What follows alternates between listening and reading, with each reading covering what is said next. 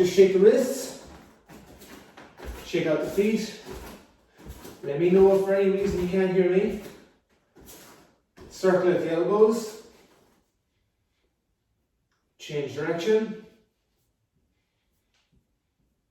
Work the shoulders. Change direction. Circle the arms. Change direction. Go ball of the foot to heel.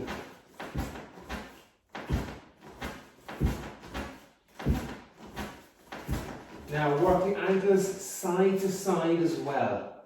That's very important. Work the hips, twice right, twice left.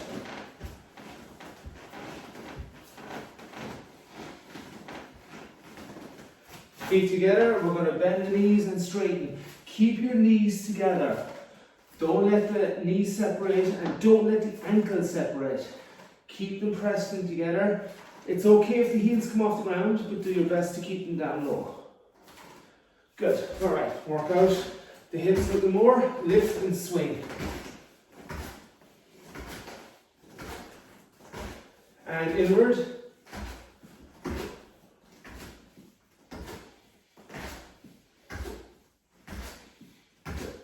Good. Alright, so let's get sweating. Star jumps.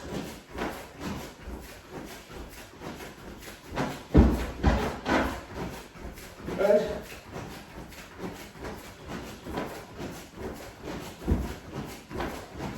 Alternate right over and left over.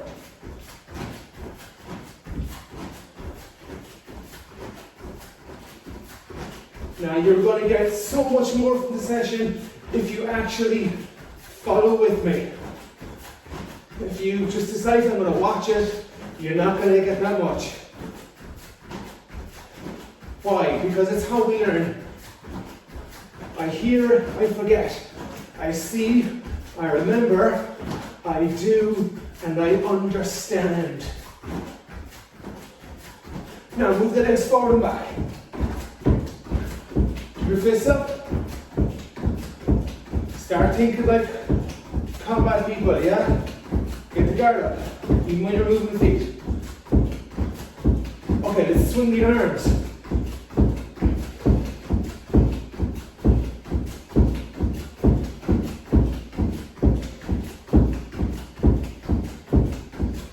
Good. Okay, take the combat stance. And I want you to switch legs continuously. So you're working your core to twist. So even though you normally only fight with your favourite leg forward, where it's orthodox or southpaw, this is good for working the core. Now some of you are doing this. You're just twisting the hips like that, but you're not getting into a fighting position. So turn fully into a mirror stance, yeah, into a southpaw stance. Good. That's it. Much better. Lie on the toes. Twisting. Hips are turning, shoulders are turning, fists are up. And relax. Feet wider than shoulders. Hands behind head, elbows back. Let's do a prisoner squat. Get your backside down, hook to your knees. Knees out. Focusing on working that lower body.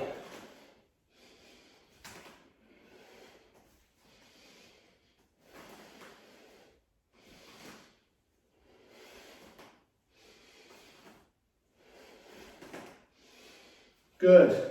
Okay, now we're going to the windmills. Please watch me first. From a press position, we're going to rotate our right arm up, balance on the left, turn your chest fully to the side. Then we're going to switch and push away from the ground and hold. Okay, your turn. We're going to go by count, all right? So I want you to follow my count. Right arm up first. 1. Balance. 2. 3. 4. 5. 6. 7, 8, 9, and 10. And back to press position.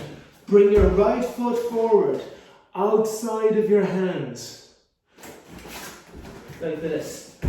Right foot forward, outside of your hands. Open up the hips. If you need more space, go up in your fists. And we're going to switch legs. 1. Try and switch the 2 legs at the same time. 2, 3, 4, 5, 6, 7, 8, 9, 10. And relax. Up you get. Quick as you can, grab a sweeping brush or a dowel. I'm sure you all have them nearby here at home. A dowel or a sweeping brush, really quick. What we're going to be doing is working your shoulder mobility now. This is good for your wrists as well. So, take a fairly wide grip. And what we're doing is, without opening the fingers or arching the back, you're going to lift the dowel over your head, back as far as you can towards your backside. Look from the side. Over like this, down and forward. Here and here. Like this. Now, what happens if you get stuck up above your head? Make it easier by widening the grip. But if it's too easy, make it narrower. Don't bend your elbows at all. However far you go is how far you go. But keep your elbows straight. Don't force it. It's mobility. Just relax through the movement. Relax through the movement.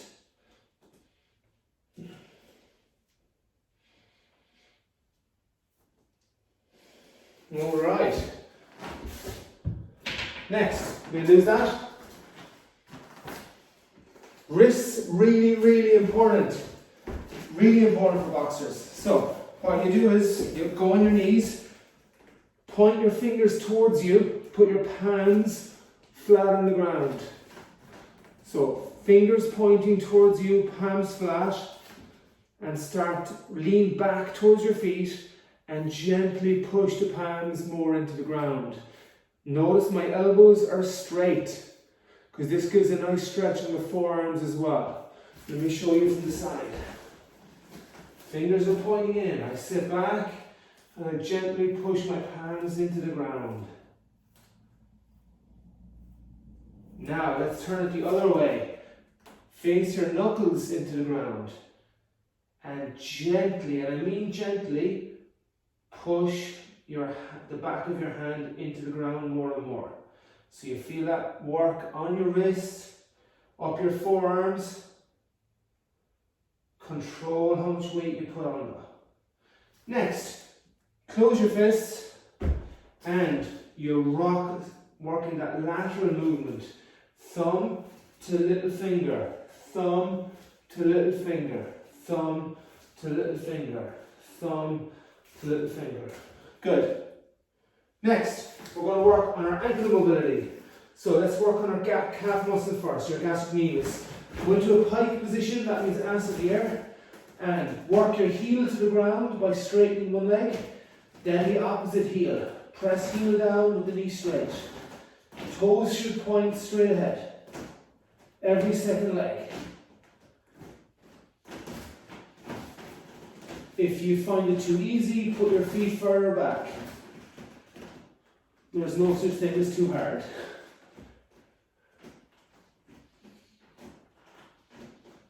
And relax. Okay, next let's work on the hips. Take a split squat position, okay, or a half kneeling position. The setup is really important because this is your setup for lunges, split squats, so much strength work. Your back knee is under your hip. Your front heel is under your knee. So knee under hip, heel under knee. Dig the ball of the foot into the ground, get your balance, and we're going to push up, and then we're going to drop the knee back, controlled, don't hurt your knee, but put it in the same place. We're going to do 4 where I rest the knee. Ready? 1, lift up, back down gently and rest. 2 and rest. 3 and rest. 4 and rest. Now for the next 4 we're not going to rest, we're just going to touch the ground. Try not to have your hand on your front leg. Keep your hands on your hips or out by your side, because you want your legs to do the work. Stay upright. So now let's go for 4. 1, touch the ground. 2, touch. 3, touch. 4, touch and up. Alright, let's change legs. Same setup. Heel under knee, knee under hip. Get tall. Keep the hands off your front leg. That's a no-no. 1 and rest. 2 and rest. 3 and rest. 4 and rest. Now we're going to do 4 without the rest. 1, touch. 2, touch. 3, touch. 4, touch. And up. Done. Good. How's that feel? Yeah? Okay, let's work our chest a little bit more now. So from here, I'm widening my stance just to make sure I'm in the frame. You can stand up normally. So hands crossed in front of your chest. Swing them out, but make sure you turn your palms up. So 1, 2, 3, 4, 5, 6, 7, 8, 9, 10. Good. And shake. And relax. Good. Okay. Next, you can hold on to a chair or a wall or something, and we're going to swing the leg back and then swing it high. So this is great for opening up your hip flexors and working your hamstrings. So watch. Move it back, lift it high. Move it back, lift it high. Move it back, lift it high. So let's keep going.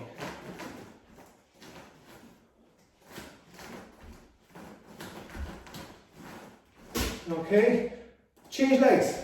That looks good, everyone.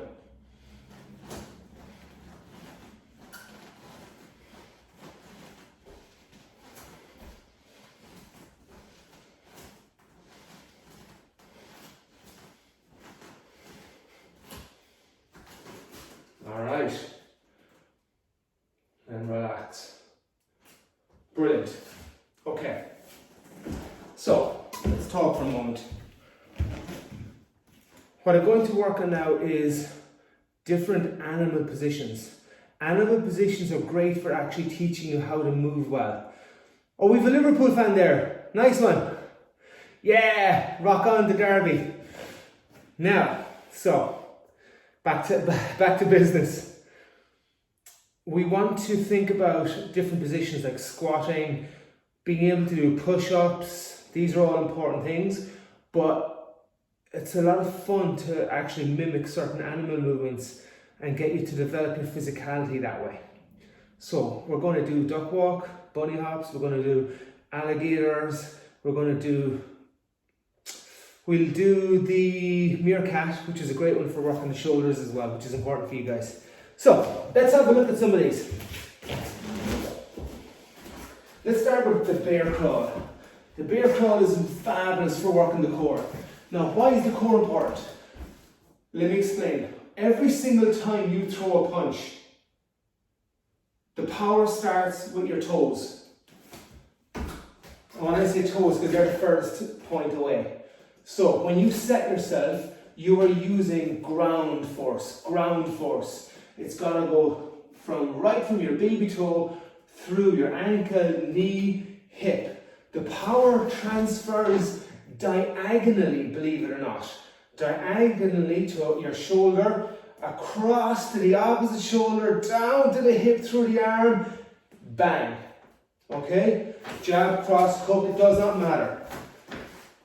So here's the thing, all that force from the ground has got to come through your entire core. What happens if you've got a weak core? All that energy leaks. So it's like having a full bucket of water and there's a hole in the bucket.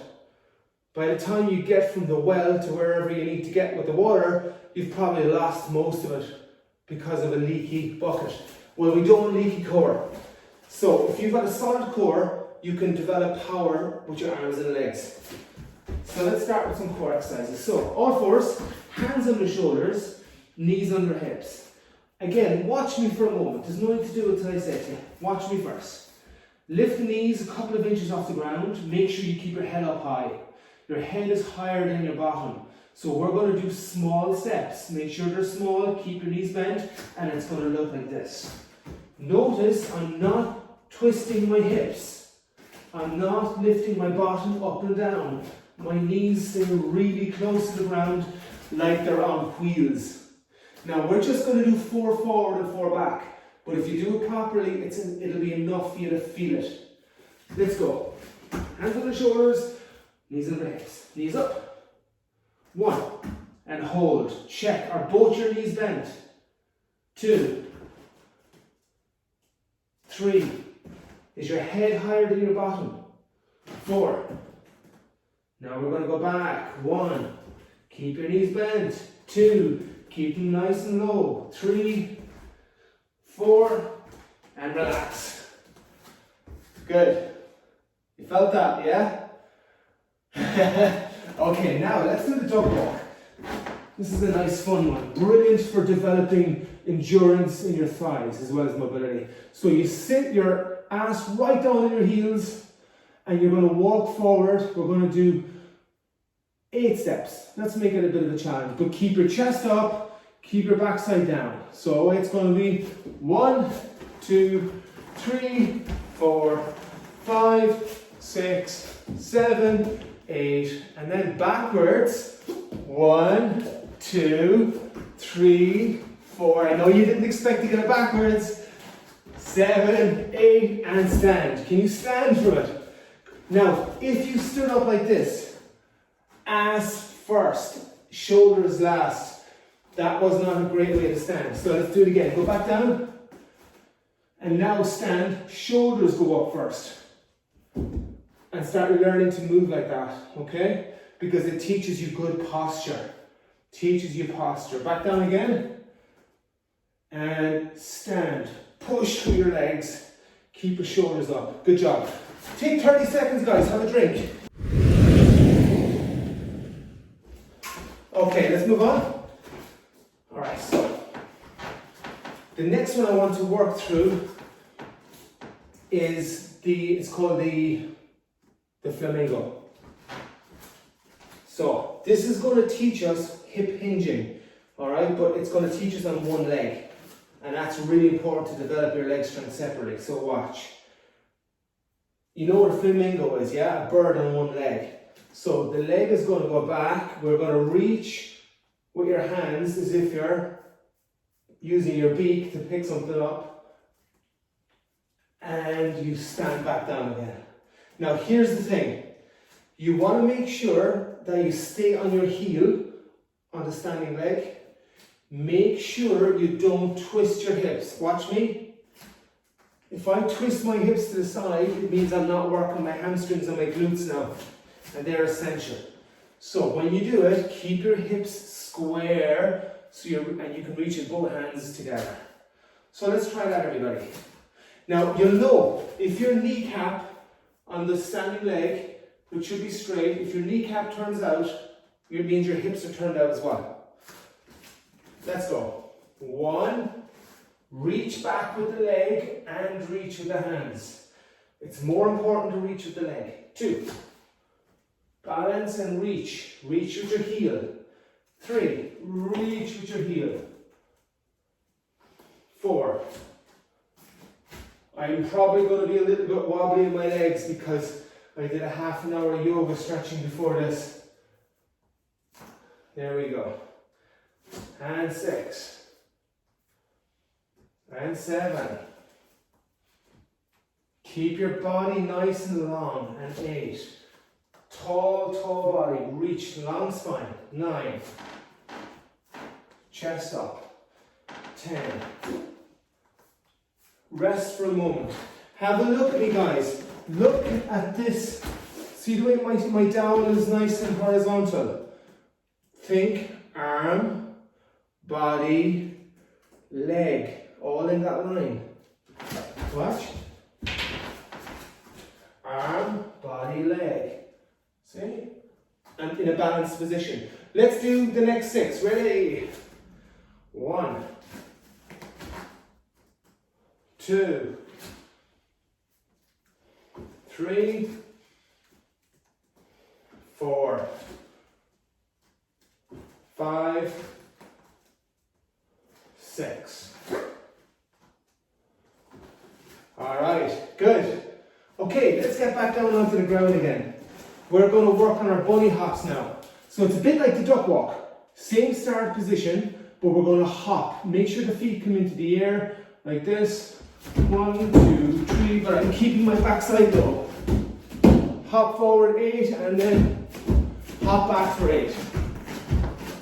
Okay, I do everything forwards and backwards. It's good for you. Okay, give it a go. 8 forward, 8 back.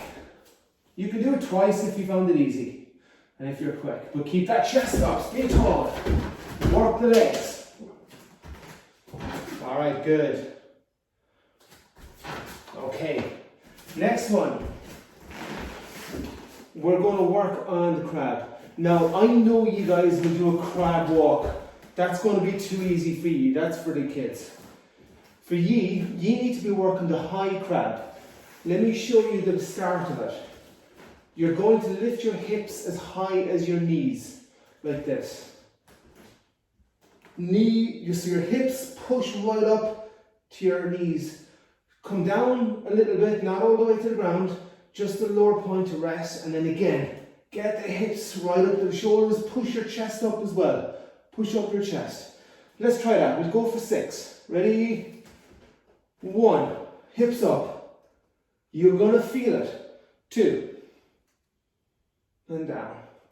3, and down. 4, 5, push the hips up. 6, and down. And relax. Good. Okay, we will come back to it. I wanna change between exercises to give you a rest and also to see how things join together. Okay, let's look at our squat. Your squat is really, really important. So, feet shoulder apart, toes can point out, not like Mary Poppins, but 15 to 25 degrees is fine. Keep your body upright. I'm going to face sideways because it's the best way for you guys to learn it. Now, when I squat down, I want to keep my shoulders as much over my hips as I can. That means I'm sitting down, not back. Back was hip hinging. I'm going down. My bottom is going towards my heels. My knees is going over my toes. And I stand back up again. Okay? If you round your back, it's not great, so try and keep your chest up and facing forward. So, drop your bottom down and come back up. If you need help with this, you can practice in the chair. I have a bench here. So you can literally practice. Don't have a chair that's too high because you want to get to your bottom to your knees. But if you have to, have a little bit of support there in case you're nervous or whatever. But as soon as you feel you've touched your bottom off it, you're back up again. Now, once you can do that with your body weight, and that's easy, then you need to make it more challenging. Now, you can do this. You might have your own weights at home. You might have a big brother or a sister or parents that have weights. A kettlebell or a dumbbell is a great way to train it. Start light, 6-8 kilos. And hold it with your 2 hands. So you're learning a goblet squat. So see how I'm cupping it like this under my hands. That way. Keeping it close to my chest. And I do the exact same squat. But what I'm doing now is I'm loading it. I'm loading it. But I never load the squat if you can't do it properly with your body weight. Because you're setting yourself up for injury if you do. Like this. If you have something and you want to use it, go for it. Now, Check your grip, see how I'm holding the bottom of it. So this is called bottoms up. So I'm turning the base of it up, so it's upside down, and that allows me to grip the bottom of it with my palms. Okay? And then this can be done with a dumbbell just as easily. And as you get better, you're able to increase the weight, as long as it doesn't make a mess of your technique. Alright, so there's your squat. So we've covered a hip hinge on one leg, and we've covered our squat. Let's look at our press up. First, a plank is the key. If you can't hold a plank properly, really strong, not just hanging down, but really strong for at least a minute, you're not going to be able to do press-ups, because a press-up is a moving plank. So, common mistakes with a press-up are elbows sticking out. This you can see best if I face it. Elbows going out like that to the side, 90 degrees. Really bad for your shoulders, guys. So if you want to be a boxer who's not injured with their shoulders, do push-ups with your elbows sticking to the side. Elbows close to your ribs. Not touching. 45 degrees is loads. Don't go towards 90. You are going to aggravate your shoulder. That's the first mistake, elbow sticking out. Second mistake, bottom dropping down or head down and ass up. This one you can see better from the side. This kind of a thing, like a snake that's been hit by a car. So when you do your push-up, your whole body should move in one go. Down, up, down, up, like this. I don't care if you're doing clap push-ups. The whole body is in one unit. Okay? Now, what if you're just not able to do a proper push-up yet? Believe it or not, there's ways that you can actually make it a bit easier and train your core. One way is to use a barbell. Now, of course, not everybody will have one in their house, but let me show you on the barbell. And then you guys can, I'll show you another way.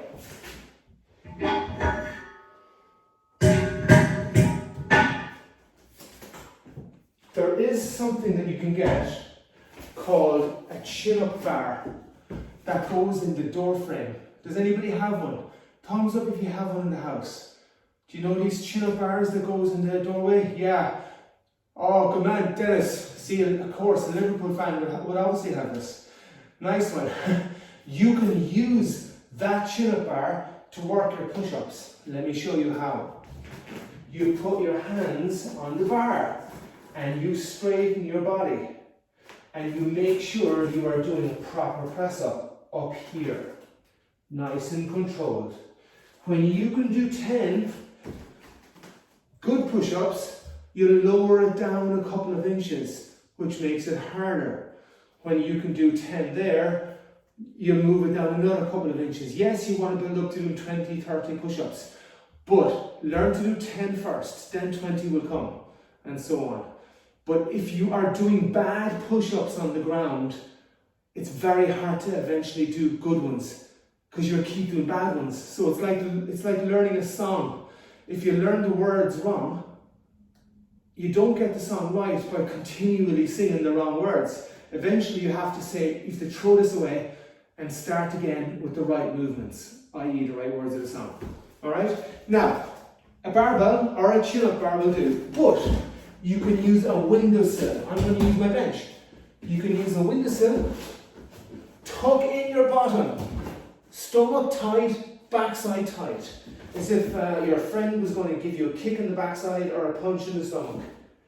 And that's how you have to brace. And then you work your push-ups up here. Alright? Learn to do that well and you will make good progress. I promise you. Okay? Now, let's look at doing the opposite of pushing, which is pulling. And it is just as important. It's just as important to pull as it is to push.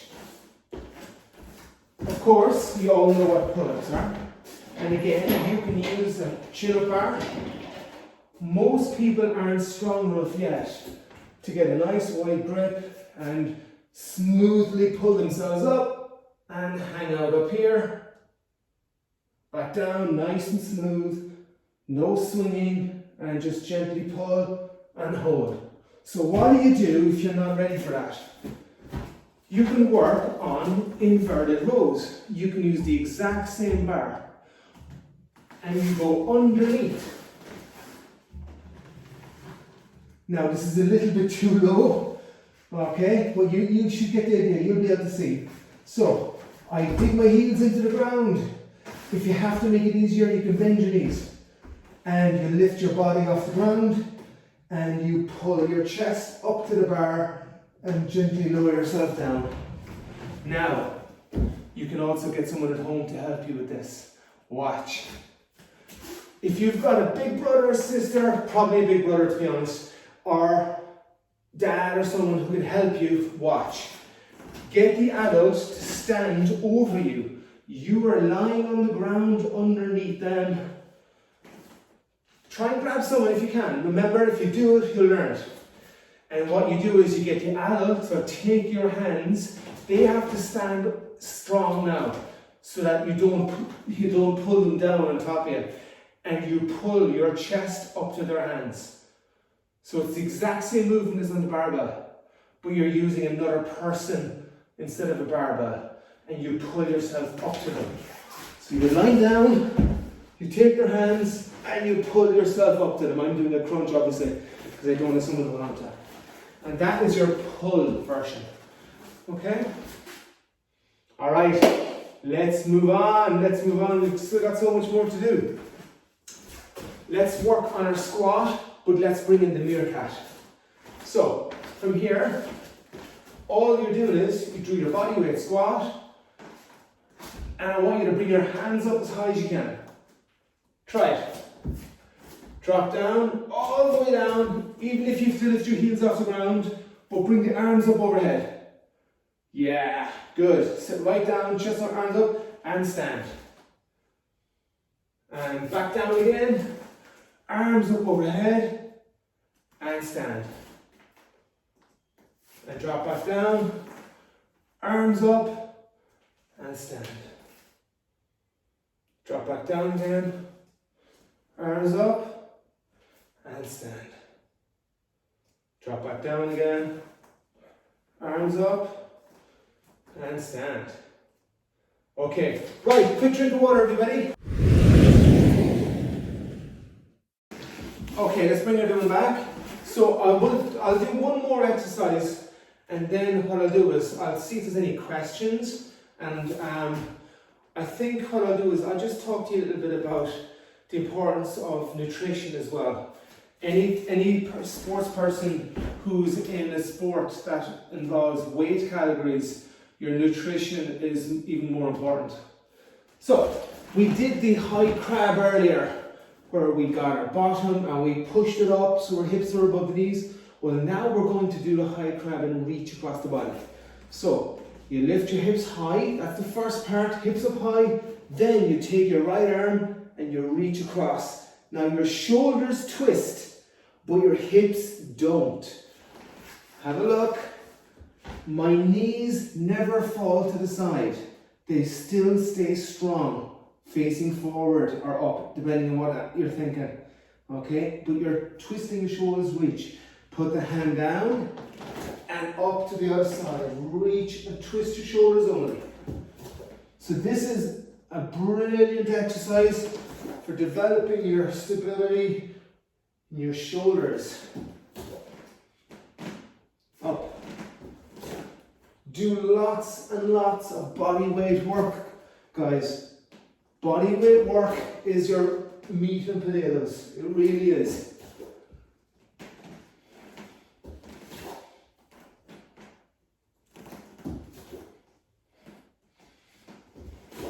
When you've got good body weight work, then you can start adding in the weights. That's why we don't lift the kettlebell if you don't have a good squat already. You certainly don't go near a bench press, genuinely. Don't go near a bench press if you can't do a push-up, because you mean your core is not strong enough.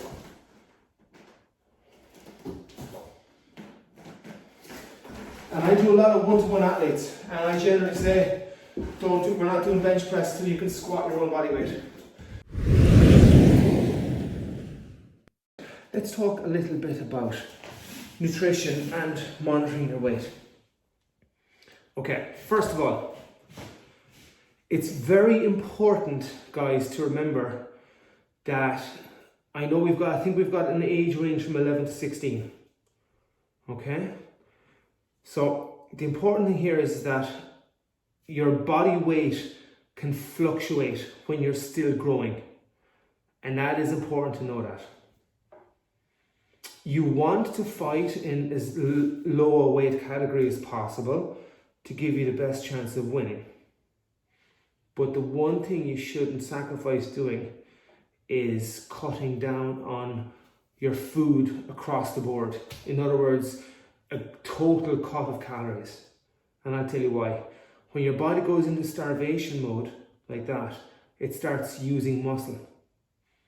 So you actually end up losing muscle to make your weight. Yes, you're going to lose some water and you're going to lose some fat, but you're going to lose muscle. And that's muscle that somehow you have to build back up. So the key to making healthy weight is watch the junk. Genuinely, it's watch the junk. Junk is anything that's giving you calories but not giving you much nutrition. Okay, so Oliver, I'm going to just pick a couple of you guys randomly. Oliver, pop on your sound there for me. Don't worry, don't panic, and if you don't know the answer, there's no pressure. Oliver, what do you think? Could you give me an example of something you think that's giving you calories but not good nutrients? Say like cake. Cake, exactly. Anything that's confectionery, like cakes, biscuits, or pies. Now, bear in mind, I'm not saying never eat these. What I'm saying is if you're carrying a bit more body fat than you need, that's the stuff you cut out, not the chicken and the fish and the meat and the carrots and so on. Okay, perfect. Thanks, Oliver. Okay, Dennis, give us another example like a good man. Like biscuits and jellies and that kind of thing. Yeah, so biscuits we covered, jellies, so sweets, right? Yeah. Yeah, so sweets. Okay, so your Skittles, your jelly tots, all that kind of stuff. That's all loaded with sugar. So loads of calories, no nutrients. So if you are serious about making weight, that's the stuff you're going to be cutting out. Brandon, could you give us another example? Chocolate? Yeah, chocolate. Let's put chocolate in with sweets and biscuits and cake. Anything else? Pizza? Definitely. Now, what kind of food is pizza? As in, what's the base made out of? He's gone. But are you there? Oh, there you are. What's the? I couldn't hear you for a second. Oh, no problem. What's the base made out of, Brandon? What's it based of? The base of pizza. What's it made of, though? The base. What does it feel like to you when you eat pizza? What's the base of pizza? Dough. Dough, yeah. And another word for dough, if you like. Carbs. Carbs, yeah. What would you eat in a sandwich? Bread. Yes. So pizza is basically bread. Okay? You have huge calories in the topping. There's an awful lot of fat and oil in the toppings. But the base then is bread. So that brings us to, Alan, what do you think that brings us to? Juices and fizzy drinks. Okay, yeah. Well, it doesn't bring us to them, but you're dead right. But bread brings us to just bread products in general, doesn't it? Yeah. So there's not a lot of bang for your buck in bread products. So generally I used to fight minus 80 kilos and I would always stay within 2 kilos of my weight. Now, if you actually work out the percentage, okay, I would stay within like 5% of my weight. So that would be technically like 4 kilos, but I'd stay within 2, so that's 2.5%. But that's just me, all right? So I knew I could lose that very easily. And I like bread, like the rest of you. I like pizza. But they're the things I would cut out when I was dropping my weight, okay? So the sweets, the chocolate, the biscuits, the pizza, the bread. Sandwiches are gone. And it is amazing how many portions of bread people can eat in a day, okay? And when I say bread, think wheat. So cereal. Cereal's another one. Okay, so I'm just going to pick somebody randomly. David, let's bring you on. David Quinn, because there's a Dave there as well.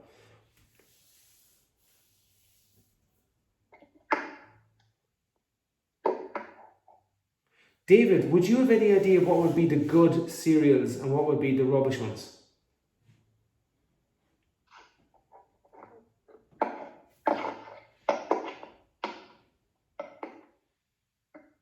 I think David's just trying to get his thing sorted there. David, I'll move on for you and I'll come back to you. Cian, I don't think we've spoken to Cian yet. I hope I haven't. I don't think we have. Cian, could we get you on? I think it's nice to get you guys involved because I think you'll remember the stuff a lot better. Cian, can you hear me okay? Yeah. Wonderful. Cian, what do you think would be kind of the good cereals compared to the ones that aren't so good? Porridge. Yes, that is the Rolls Royce of cereals. What else?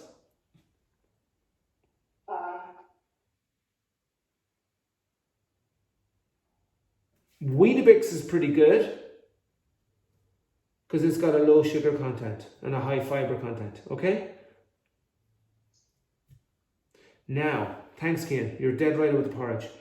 Can anyone tell me there's one thing that's a giveaway for cereal if it's just loaded with sugar? It doesn't matter how good the marketing is, they can tell you it's got added vitamin B and all this. But how do you really know? And I'll tell you, by the box. There's one key giveaway. Does anybody know? I'll give you a hint. Rice Krispies, Cocoa Pops, Frosties. What do they all have in common on the box? Can anyone tell me? Anybody? Will I tell you? Cartoon characters. If there's a cartoon character on the box, stay away from it. Because it's marketed for children and it's loaded with sugar. Okay? So, if you are having cereal, your porridge is great, is your best bet. Because porridge is oats, not wheat. And throw in some blueberries or some banana. Can't be boring. But some berries, strawberries, raspberries, blueberries, just a couple of spoonfuls are absolutely fantastic with your porridge. A little bit of cinnamon is good as well. So you can change your porridge up by changing the toppings like that. Don't add sugar to it because then you defeat it to purpose. Okay? So if you watch that, if you need to eat healthy, guys, you are growing. Your body is going to need, especially if you want to be a good adult, if you want to be a good athlete as an adult, now when you are growing is crucial. So eat well. Eat your fish, your meat, your protein, all your proteins. Eat your vegetables. The colours are the key. Okay, so you all know with the rainbow, yeah? How many fruits and vegetables should you get a day? 5 colours in a rainbow. 5 colours in a rainbow. So think red, yellow, green, orange, blue. Of course, you've got white. Okay? It's so easy to look at yourself and say, well, how many colours did I eat? So spinach, green pepper, green apple. They only count as one because they're all green. That's one colour. Okay? So they all have the same phytonutrients. So if you want to really be healthy, and when you are eating healthy, you don't eat as much because your appetite gets curtailed when you eat well. All right, guys, that's enough nutrition. We've only got a couple of minutes left. So I want to do another crawl with you. I've done push, pull. We've done some good core work.